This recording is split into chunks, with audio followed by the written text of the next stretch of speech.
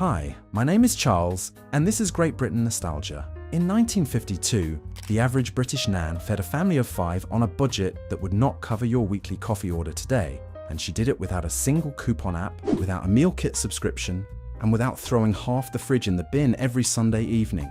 12 of her tricks cost absolutely nothing to use, and some of them will cut your food bill in half starting this week.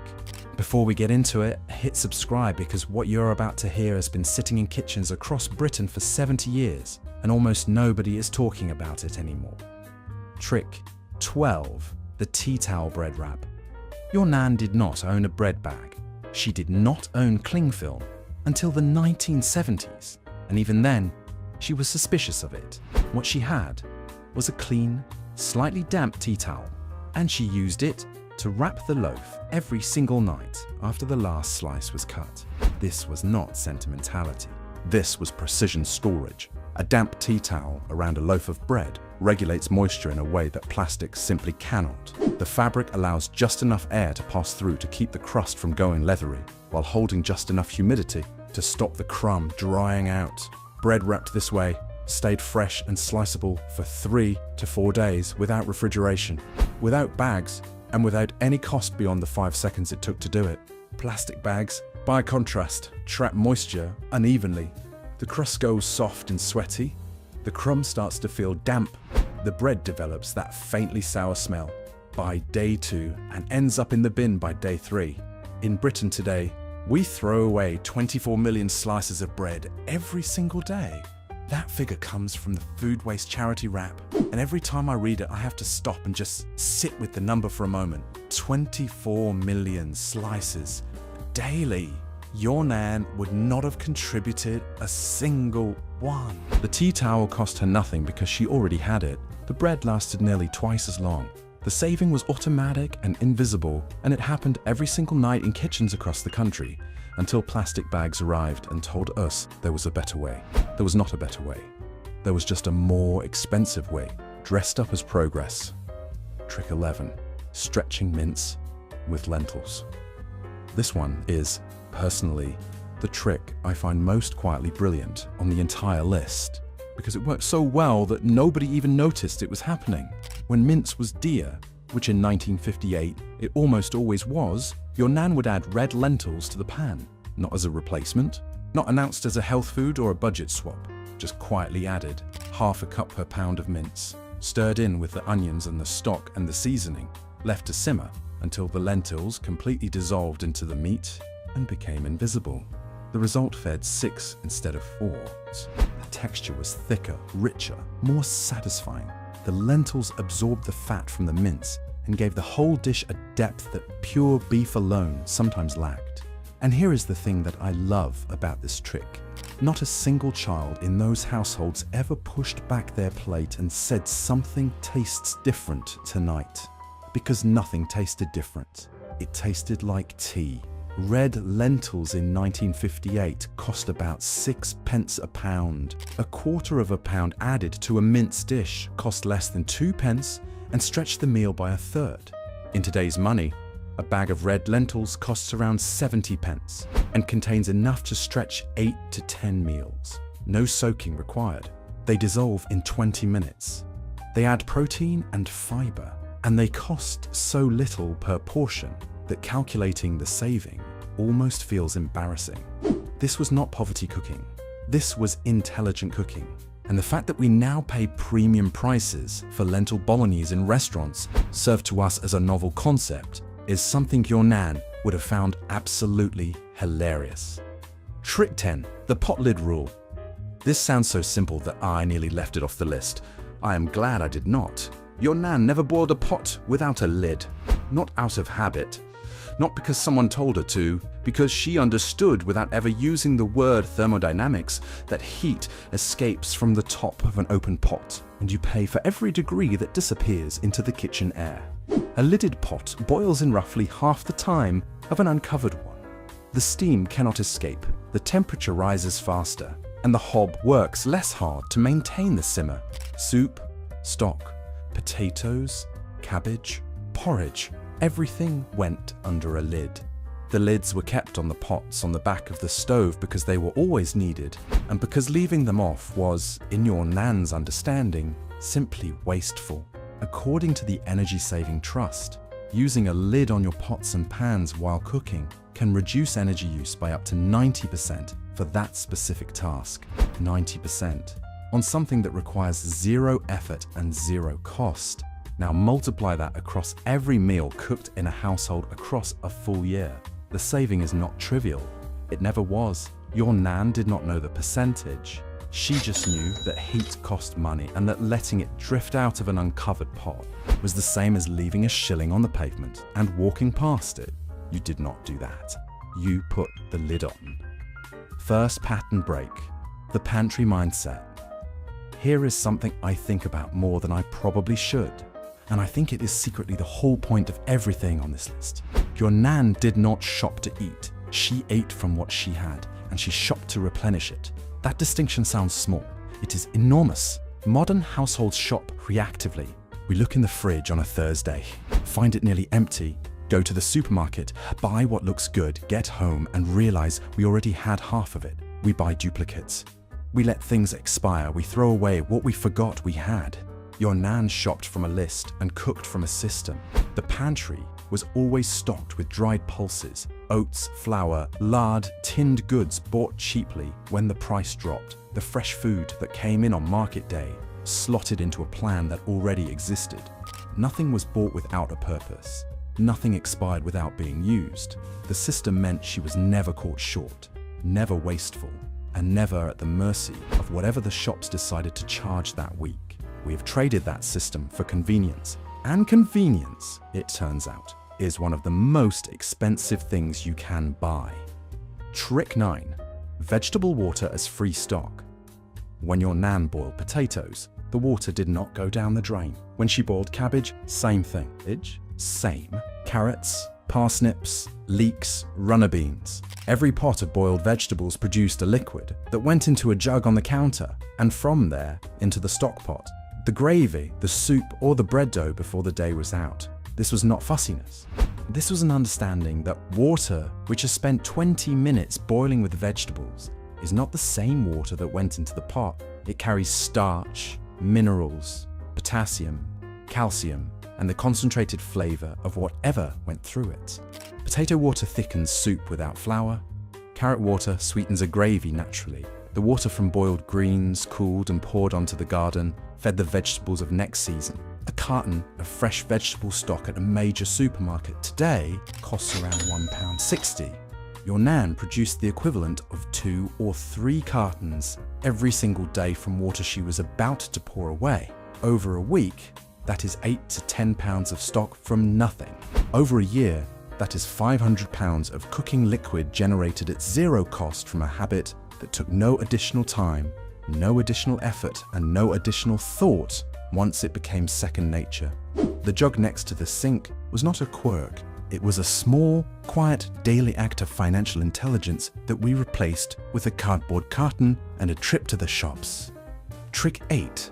The cold oven. Start for casseroles.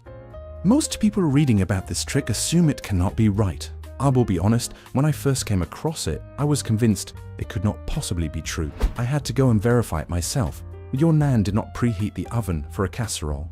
She assembled the pot, cold ingredients, cold liquid, cold pot, and placed it into a cold oven. Then she turned the oven on and let everything come up to temperature together over the first 30 to 40 minutes of the cooking time.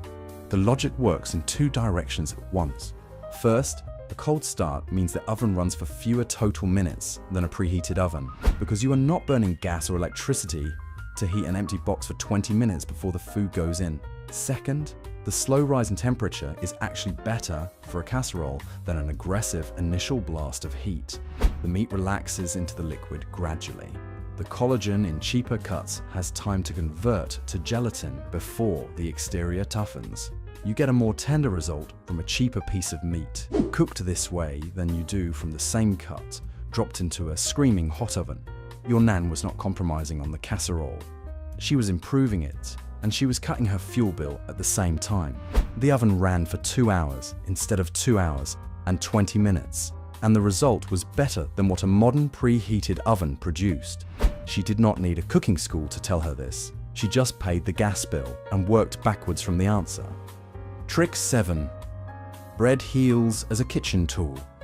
Nobody wanted the end of the loaf. In the 1950s, the bread heel was the piece left in the bin by children who could not be persuaded to eat it. Your nan retrieved it without comment and put it to work. Bread heels went into a tin on the counter. When the tin was full, she blitzed them or grated them into breadcrumbs that went onto fish, topped macaroni cheese, coated rissoles made from leftover mince, or were fried in dripping for a gratin. A fresh heel, placed cut side down in a pot of soup or stew, acted as a rough lid that also thickened the liquid from the bottom. Slightly stale heels were sliced thin, dried in the residual heat of the oven after cooking, and stored as rusks that lasted weeks. A single loaf in 1955 cost about 9 pence. The heels represent roughly 10% of the loaf. In a family of 5, eating a loaf every 2 days, that is 3 heels a week being thrown away in the modern kitchen. In over a year, that is the equivalent of nearly 8 full loaves discarded. Your nan used every slice. She understood that a loaf of bread was not just the soft middle, it was the whole thing, and the whole thing had paid for itself before it left the baker's shelf. Second pattern break, the Charles moment. I want to stop here for a second and tell you something personal. I actually called my mum after spending an evening going through the research for this video, because I knew she had lived through exactly this moment in British history. She grew up in a household in the 1960s where her mother, my grandmother, operated almost every trick on this list without once thinking of any of them as tricks. They were just how you cooked. They were just what you did. And when I read her the list over the phone, there was this long pause before she said, "Well, yes, obviously. We all did that." That pause stuck with me, because it was not pride or nostalgia, though there was some of that. It was something closer to mild confusion that anyone would think these things needed explaining. To her generation, this was not frugality. It was not a lifestyle choice. It was just competence, the baseline level of skill that a household required to function. We have lost that baseline, and we have replaced it with a food industry that is quite happy to charge us for the things we stopped knowing how to do ourselves. That is not an accident. It is a business model, and your nan's tricks are the most direct possible response to it. Trick 6. The weekly bone broth ritual. Every Monday morning, in kitchens from Aberdeen to Aberystwyth, a pot went on the back of the stove and did not come off until Tuesday. This was the bone broth ritual, and it was the economic backbone of the British household kitchen for generations. Your nan had a relationship with her butcher that modern shoppers have entirely lost. She knew his name. He knew her order. And at the end of each week, she collected a bag of bones, a ham hock, a marrow bone, a few chicken carcasses, whatever he had that nobody else wanted, for a few pence, or often for nothing at all. These went into the largest pot in the kitchen with an onion, a carrot, a stick of celery if she had one, a bay leaf, and enough cold water to cover everything by 2 inches. That pot simmered overnight on the lowest possible heat. By morning, the bones had given up everything they had. Gelatin from the marrow, minerals from the calcium, collagen from the cartilage, deep rich flavor from the slow extraction of every compound the bones contained, strained through muslin and poured into old jam jars. That broth became the base of everything for the next 7 days. Soups, gravies, stews, the liquid in a pot roast, the water for cooking pearl barley, the deglaze for the frying pan after sausages. In 1956, those bones cost your nan pennies. Today, the equivalent in fresh bone broth from a supermarket or a farmer's market would cost somewhere between £15 and £25 a week. The Monday pot produced it for almost nothing from scraps that the food industry currently charges a premium price to package in attractive glass jars and sell back to you as a wellness product. Your nan did not need a wellness trend. She needed a Tuesday lunch that tasted magnificent. Trick 5. Using salt to revive wilting vegetables. Vegetables do not wilt because they are dying.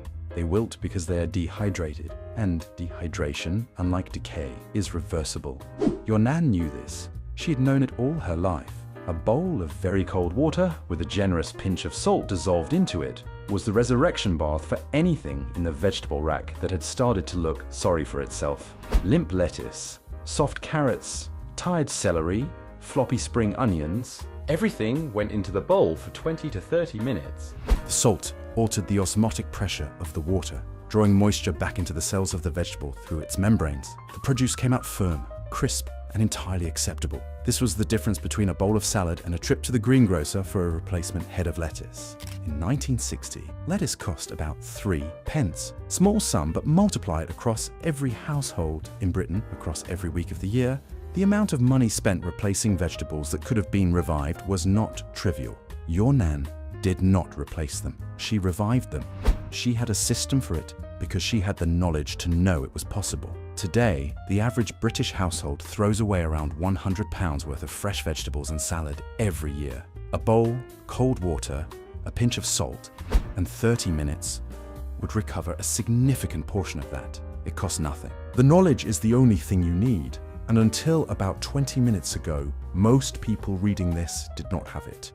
Trick 4. Rendered dripping as a cooking fat. There was a ceramic pot in your Nan's kitchen, usually cream-coloured, often chipped, sitting to the left of the hob. It contained dripping, beef dripping, pork dripping, chicken fat, the rendered leavings of every roast, every rasher of bacon, every sausage ever cooked in that kitchen. Nothing went down the drain, everything went into the pot. The dripping was strained through a piece of muslin each time to remove any particles that would go rancid and kept cool. It lasted for weeks. It flavoured roast potatoes in a way that no vegetable oil has ever matched before or since. It fried eggs with a savouriness that butter alone could not provide. It was spread thin on toast as dripping on bread, served with a pinch of salt, and eaten as a meal that cost almost nothing and tasted of the Sunday roast that had produced it. A block of luck today costs about £1.20. Your Nan produced the equivalent of 2 or 3 blocks per month. As a byproduct of cooking she was already doing, the dripping pot turned food waste into cooking fat at zero additional cost and added flavour to every subsequent meal it touched. The British Heart Foundation spent the 1970s and 80s telling the nation to stop using animal fat, and so the dripping pot vanished. We replaced it with margarine made from hydrogenated vegetable oils, which it later turned out carried their own significant health concerns. And we replaced it with bottles of cooking oil that cost money every week and contribute nothing to the flavour of what they fry. Your Nan kept the dripping pot, and her roast potatoes were legendary because of it. Third pattern break. The industry doesn't want you to know this. I want to say something direct here, because I think it needs saying. Every trick on this list was forgotten for a reason, not because it stopped working, not because better alternatives emerged, because there is no money to be made from a household that wastes nothing, buys only what it needs, and knows how to make cheap ingredients taste expensive. The British convenience food industry is worth over £21 billion a year. Ready meals, pre-cut vegetables, cartons of fresh stock, bottled sauces, cooking sprays in aerosol cans. Every single one of these products exists to replace a skill your Nan already had. The industry did not create a gap in the market, it created the gap first, by gradually making the skill seem old-fashioned, then filled it with products that cost 20 times more than the original method and tasted half as good. Your Nan's tricks are not nostalgic curiosities. They are direct, practical, zero-cost alternatives to products that cost British households hundreds of pounds a year. When you use vegetable water as stock, you are not being old-fashioned. You are refusing to pay £1.60 for a carton of something you are about to pour down the drain. When you render dripping, you are not being eccentric. You are declining to spend money on a cooking fat that is less flavorful than what you already have. The tricks work. They have always worked. And the only reason they feel unusual is because an industry spent 50 years convincing you they were beneath you. Trick 3. The leftover bread pudding system. Friday in your Nan's kitchen was accounting day, not for the household budget, though that happened too. For the bread bin, everything in the bread bin that had not been eaten by Friday went into the bread pudding. The heel of the Monday loaf, the half-eaten crust from Wednesday sandwiches, the forgotten roll from Tuesday's soup, bread that had gone too hard for sandwiches, but not too far gone to eat. All of it went into a bowl, covered with cold tea, and left to soak overnight. On Saturday morning, your nan squeezed the soaked bread out with her hands, broke it up in the bowl, and mixed it with whatever dried fruit was in the cupboard.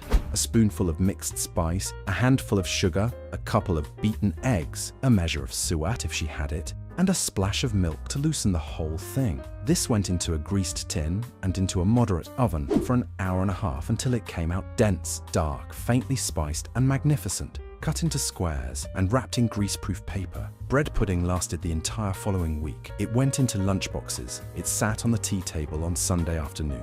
It was eaten cold with a cup of tea at 11 in the morning by anyone who happened to be passing through the kitchen.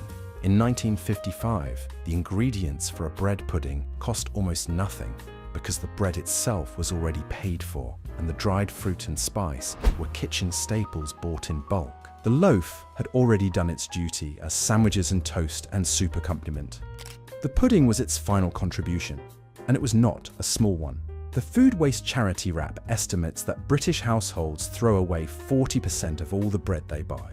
Your nan threw away zero. She built a system around that zero, and it fed the family twice over. Trick 2. Buying ugly fruit and vegetables. Your nan did not go to the market on Saturday morning. She went on Saturday afternoon. And the difference between those two times of day was the difference between paying full price and paying almost nothing. By mid-afternoon, on a busy market day, the greengrocer had been on his feet since 5 in the morning and was looking at a table full of produce that would not survive the journey home and back out again on Monday. Tomatoes with soft patches, apples with bruises, carrots that had forked and split, cabbages with outer leaves that needed stripping, bananas past their best for eating fresh but perfect for a cake, strawberries that were overripe for Sunday lunch but ideal for jam. He wanted rid of them. Your nan wanted them. The negotiation took approximately 10 seconds. She went home with more fruit and vegetables than she had paid for in full at the beginning of the week, and every piece of it was used before Sunday evening. The bruised apples became a crumble. The soft tomatoes went straight into a pot with onion and garlic and came out as sauce. The overripe bananas went into a loaf tin and emerged an hour later as something your family would have queued for. Nothing was compromised. Everything was transformed. A study by the University of Sheffield in 2019 found that households who regularly sought out reduced or imperfect produce saved an average of £640 a year on their grocery bill. Your nan saved at least that, and she did it every single Saturday without anyone calling it a strategy. She called it knowing when to show up. Trick 1. The Sunday roast as a weekly meal plan.